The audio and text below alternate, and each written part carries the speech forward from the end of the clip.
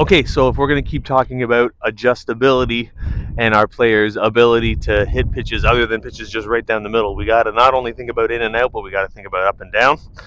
That has a lot to do with what I was saying around your shoulders at landing, getting into that launch position, being about level. Kids that kind of land with that rear shoulder way down, potentially problematic, because then the barrel's going to kind of come down and get underneath everything.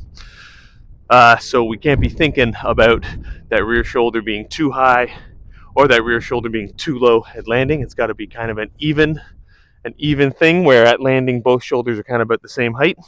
And with this drill, low T, high T, on the low T, what we're thinking is we're allowing them to land and let that rear shoulder come down as the hips start to engage and we start to swing, which is going to put the barrel into a spot where it kind of swoops a little bit lower to get behind that baseball on a low pitch.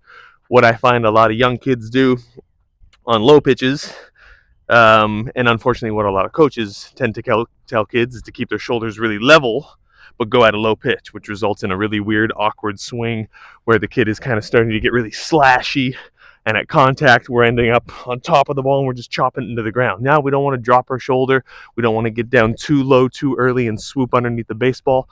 But on a low pitch, there has to be an understanding that that rear shoulder is going to get low to allow the barrel to come down to get behind that low pitch. So it's kind of something like getting to a good position in your launch position, but then allowing that rear shoulder some adjustability to get down low and get behind that low pitch.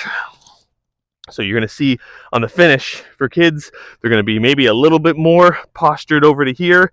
That rear shoulder is going to get a little bit lower, and maybe even their butt is going to kind of move back as they swing to create some space for them to come down here. Similarly, or conversely, or as it relates to that, on a high pitch, we're going to see, and this, sometimes kids have a hard time stepping up to a tee and looking at it, but for me, this is the bottom of my chest. This is probably a strike to most umpires. And even though a lot of kids will step up beside it and be like, oh my goodness, that's so high, I can't hit that.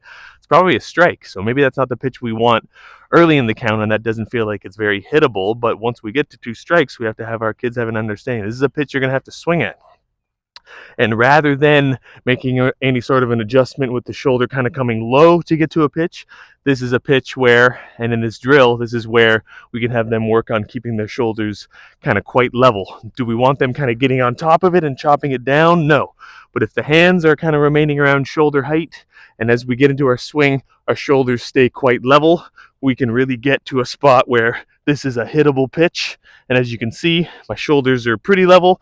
Maybe no matter what, this shoulder is going to move down, but this isn't a low pitch where I get down to here. So on this one, we're thinking kind of a little bit more upright. Our bum isn't going to move back really at all. We're going to stay kind of good posture through the entire process. And it's more a matter of staying nice and level and getting right through the baseball.